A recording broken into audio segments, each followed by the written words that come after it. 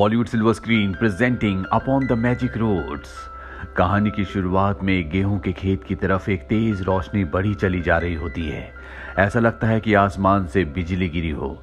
अगली सुबह इसी खेत के मालिक को दिखाया जाता है, जो अपने तीनों बेटों को दिखाता है कि रात को किसी ने उनकी फसल को कुचल दिया है। इसीलिए वो अपने सबसे छोटे बेटे, जिसका नाम जॉन है, जिसे सब बेवकूफ समझते हैं, रात को खेत पर पहरा देने के लिए कहता है। और जब वो रात को खेत पर पहरा दे रहा होता है, तभी वो देखता है कि उसके पीछे एक सफेद, बहुत ऊंचा और लंबा घोड़ा है, जिसे देखकर वो पूरी तरह से हैरान हो जाता है। वो उस घोड़े को पकड़ने के लिए उसके ऊपर रस्सी का फंदा फेंकता है, लेकिन घोड़ा भागना शुरू कर देता है, जिस वजह से जॉन भी घोड़े के पीछे रस्सी को पकड़कर घिसटता हुआ आगे बढ़ता है और अगले पल वो घोड़ा एक दलदल में गिर जाता है। ये देखकर जॉन को बहुत दुख होता है, इसीलिए वो घोड़े की रस्सी को एक विंडमिल के साथ बांधकर उसे दलदल से बाहर निकाल देता है। बाहर आने के बाद घोड़ा बहुत ज्यादा दुखी है, इसीलिए जॉन फैसला करता है कि वो उसे आजाद कर देगा। पर आजाद करने से पहले वो उससे वादा लेता है कि आज के बाद वो उनके खेत में नहीं आएगी। दरअसल ये एक मेयर है, यानी कि फीमेल घोड़ी, और अब वो वहां से निकल जाती है। अगली सुबह जॉन जब अस्तबल में जाता है तो वो देखता है कि वहां पर दो बहुत ही सुंदर घोड़े बंधे हुए हैं। यहाँ पर एक छोटा घोड़ा भी होता है, जो उसी मेयर का बेटा है जिसे रात को जॉन ने बचाया था। वो जॉन को बताता है कि मेरी मॉम तुमसे बहुत खुश है, इसीलिए उन्होंने तुम्हारे लिए गिफ्ट भेजा है। अब जॉन देखता है कि उसके पिता अस्तबल की तरफ आ रहे हैं और वो नहीं चाहता कि उन्हें इन घोड़ों के बारे में पता चले, इसीलिए वो अपने पिता को बाहर से ही वापस भेज देता है। और इसके बाद एक बार फिर से वो उस छोटे घोड़े के पास आता है, जिसका नाम फॉल है। वो फॉल के ऊपर बैठता है और उसे भागने के लिए कहता है। और जब फॉल भागता है तो पूरी तरह से हैरान हो जाता है, क्योंकि फॉल की स्पीड बिजली से भी ज्यादा तेज होती है। इसके बाद फॉल उन दोनों घोड़ों को भी यहाँ पर बुला लेता है जो अस्तबल में है, और जॉन फैसला करता है कि वो इन दोनों घोड़ों को बाजार में बेचकर बहुत अच्छे पैसे कमाएगा। और जब जॉन घोड़ों को लेकर बाजार जाता है तो सब के सब इन शानदार घोड़ों को देखकर हैरान हो जाते हैं। हर कोई इन घोड़ों को खरीदना चाहता है। फॉल जॉन से कहता है कि जो आदमी बेंच के ऊपर बैठा हुआ है, तुम इन घोड़ों को उसे बेच दो। लेकिन जॉन चाहता है कि वो इन घोड़ों को राजा को बेचे, ताकि उसे बहुत सारे पैसे मिले।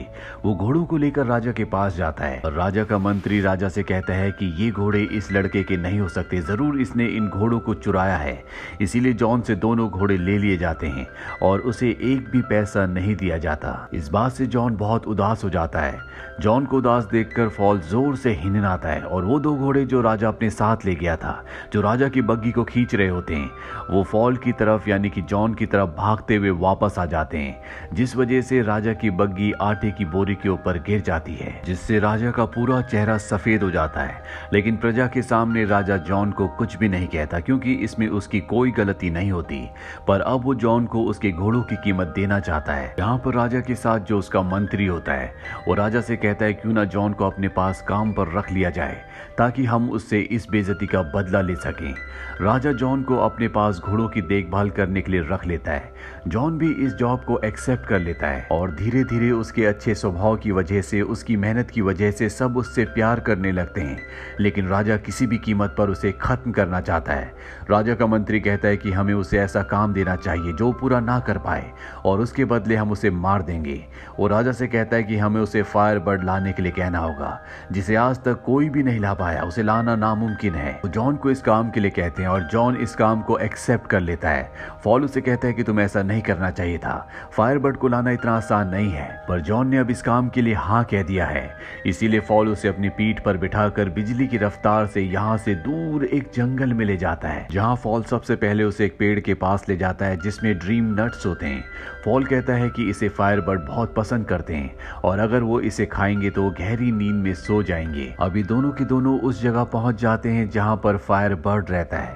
दरअसल वो जमीन के नीचे रहता है, इसीलिए जमीन के ऊपर ड्रीम नट्स को रख देते हैं। फायरबर्ड उनकी खुशबू से ऊपर आता और सारे के सारे ड्रीम नट्स को खाकर वहीं पर बेहोश हो जाता है। जॉन उसे पकड़ने के लिए जाता है, लेकिन तभी वो होश में आ जाता और जॉन का पीछा करता है। पर इससे पहले कि वो जॉन का खात्मा करता, जॉन के पास जो आखिरी ड्रीम नट होता है वो उसकी तरफ फेंकता है, जिसे खाने के बाद फायरबर्ड बेहोश हो जाता है। जब सुबह उसे होश आता है तो वो देखता है कि जॉन ने उसे जंजीरों में जकड़ा हुआ है। फायरबर्ड की आंखों में आंसू आ जाते हैं, ये देखकर जॉन को उस पर दया आ जाती है, वो उसे आज़ाद कर देता है। फायरबर्ड यहाँ से उड़ जाता है और एक पंख यहाँ पर जॉन के लिए छोड़ देता है। इसके बाद जॉन वापस अपने राज्य आ जाता है, जहाँ पर वो राजा को और पूरी प्रजा को ये कहानी सुनाता है, पर राजा उसकी बात पर विश्वास नहीं करना चाहता। हालांकि वो राजा को फायरबर्ड का पंख भी दिखाता है, लेकिन इस वक्त वो आग की तरह जल नहीं रहा होता।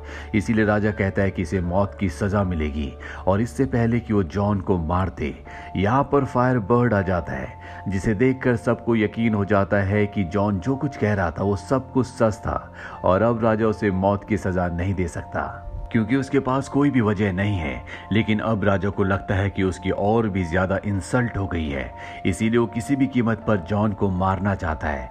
जॉन का मंत्री राजा को एक बार फिर से सलाह देता है। वो राजा से कहता है कि हमें जॉन को बर्फीले माउंटेन की राजकुमारी को लाने के लिए भेजना चाहिए। वो किसी भी कीमत पर उसे नहीं ला पाएगा और तब हम उसे मार देंगे, और अगर वो उसे ले भी आया तो आप उससे शादी कर लेना। राजा को अपने मंत्री का ये आइडिया अच्छा लगता है और वो जॉन को एक काम देता है।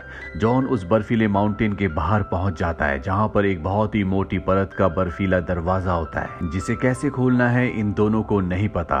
और तभी यहाँ पर फायरबर्ड का एक पंख आता है, जो उस बर्फीले दरवाजे के अंदर चला जाता है और सारी बर्फ पिघल जाती है। यहाँ पर बहुत सारा पानी आता है, जिसमें फॉल बह जाता है।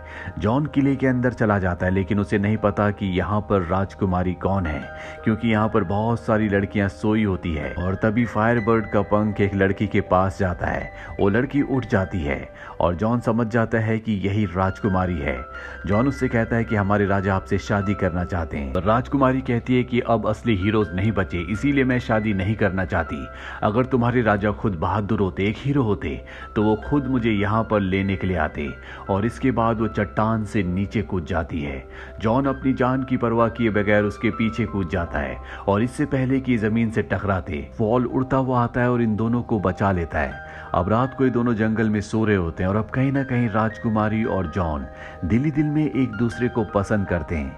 अगली सुबह जॉन राजकुमारी को लेकर राजमहल आ जाता है, जहां पर राजा उसे देखकर बहुत गुस्सा होते हैं, क्योंकि वो एक बार फिर से बच गया, लेकिन ना चाहते हुए भी उन्हें उसे तरक्की देनी पड़ती है। अब राजा राजकुमारी से कहता है कि मैं तुमसे शादी करना चाहता हूँ।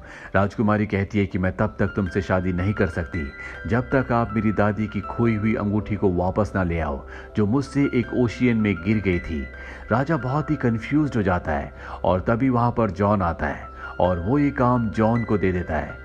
जॉन को नहीं पता होता कि अंगूठी वो कहां से लाएगा। फॉल को भी इस बारे में कुछ नहीं पता होता, इसीलिए वो अपनी मदर की हेल्प लेता है। उसकी मदर बताती है कि समंदर के बीचों बीच वेल मछली के पेट में वो अंगूठी है, तुम्हें समंदर के बीचों बीच जाना होगा।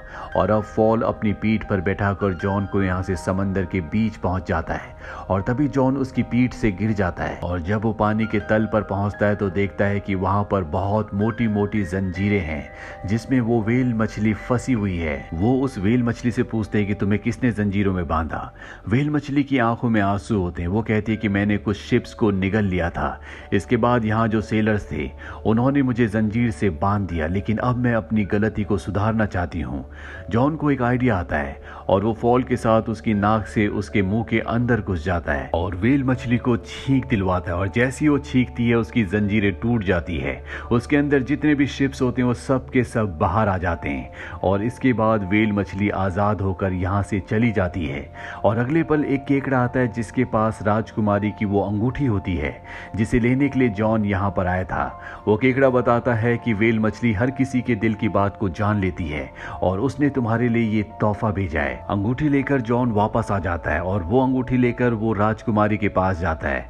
राजकुमारी अंगूठी पाकर बहुत खुश हो जाती है। वो समझ जाती है कि जॉन एक असली हीरो है और उसके लिए कुछ भी कर सकता है। जॉन के पीछे फॉल भी होता है जिसे राजा देख लेता है और वो उसे गोली मार देता है, जिससे वो नीचे गिर जाता है। इसके बाद जॉन के ऊपर आरोप लगाया जाता है कि वो राजकुमारी को किडनैप करने के लिए गया था। उसे उसकी नौकरी से निकाल दिया जाता है और कारागार में डाल दिया जाता है और ऐलान किया जाता है कि कुछ ही दिनों में उसे सजाए मौत दे दी जाएगी। इस बात से फॉल और राजकुमारी दोनों के दोनों बहुत दुखी होते हैं। हालांकि फॉल को गोली मारी गई थी लेकिन वो बच गया होता है। अब राजकुमारी फॉल के पास आती है जो कि परेशान है और वो फॉल को बताती है है कि मैंने राजा से कहा था कि अगर तुम मुझसे शादी करना चाहते हो तो तुम्हें 3 अलग अलग कुंड में नहाना होगा। सबसे पहले कुंड में बहुत ही गर्म उबलता हुआ पानी होगा, दूसरे में बर्फ की तरह ठंडा पानी होगा और तीसरे में उबलता हुआ दूध होगा। ऐसा करने से तुम फिर से जवान हो जाओगे। लेकिन तभी राजा के मंत्री ने उसे आइडिया दिया कि सबसे पहले वो इन सब चीजों को जॉन के ऊपर आजमाए और अगर जॉन को बचना है तो उसे सबसे पहले उबलते हुए पानी में मेरी दादी की अंगूठी को डालना होगा, दूसरे में जिसमें ठंडा पानी है उसमें फायरबर्ड के पंख को डालना होगा और तीसरे में लाइफ और डेथ के फ्लावर को जो दुनिया के आखिरी छोर में मिलेंगे। और अब फॉल उस फ्लावर को लेने के लिए यहाँ से उड़ चलता है और अपनी बिजली की रफ्तार से वो दुनिया के छोर तक पहुंच जाता है जहां पर उसे लाइफ और डेथ का फ्लावर मिल जाता है। लेकिन उसे पता चलता है कि जो भी इसे तोड़ेगा उसकी मौत हो जाएगी। वो इस बात की परवाह नहीं करता और फ्लावर को तोड़ देता है। वही राज्य में दिखाया जाता है जहां पर 3 बड़े बड़े कुंड लाए जाते हैं, जिसमें सबसे पहले कुंड में उबलता हुआ पानी, दूसरे में बर्फीला पानी और तीसरे में उबलता हुआ दूध होता है। राजा सबके सामने जॉन को पेश करता है और कहता है कि अगर वो इस इम्तिहान में पास हो गया तो उसे आजाद कर दिया जाएगा। अब उसे पहले कुंड में धकेल दिया जाता है जिसमें उबलता हुआ पानी है और तभी राजकुमारी अपनी दादी की अंगूठी भी उसमें डाल देती है, जिससे जॉन उस कुंड से बचकर दूसरे कुंड में गिर जाता है जिसमें बहुत ठंडा बर्फीला पानी है। और जब ये फायरबर्ड देखता है जिसे राजा ने ऊपर बांध कर रखा होता है तो वो जोर से चिल्लाता है क्योंकि वो जॉन से प्यार करता है। वो जानता है कि जॉन रहमदिल है, जॉन ने उसकी जान बचाई थी। और फायरबर्ड की आवाज से उसका पंख जिसे कैद करके एक बॉक्स के अंदर रखा गया था वो उड़कर उस कुंड के अंदर आ जाता है, जिससे एक बार फिर से जॉन की जान बच जाती है और वो तीसरे कुंड में गिर जाता है जिसमें उबलता हुआ दूध है। अब काफी देर तक जॉन उसी कुंड के अंदर रहता है। सबको लगता है कि जॉन मारा गया। पूरी प्रजा बहुत दुखी हो जाती है क्योंकि सब के सब जॉन से बहुत प्यार करते हैं। पर अब यहाँ पर फॉल आ जाता है जो लाइफ और डेथ के फ्लावर को उसमें गिरा देता है और अगले पल जॉन उस दूध के उबलते हुए कुंड से एक राजकुमार की तरफ बाहर निकलता है, जिसे देखकर पूरी प्रजा खुश हो जाती है।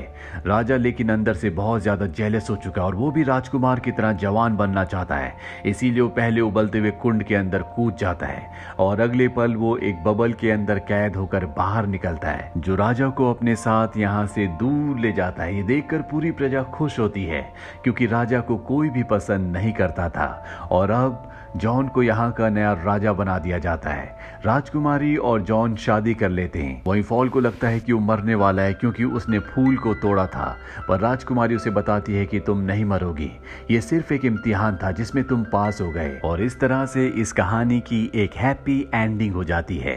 ये एक रशियन फिल्म थी जो साल 2021 में रिलीज हुई थी। IMDb पर इसकी रेटिंग है 5.7। उम्मीद करते हैं कि ये कहानी आपको पसंद आई होगी।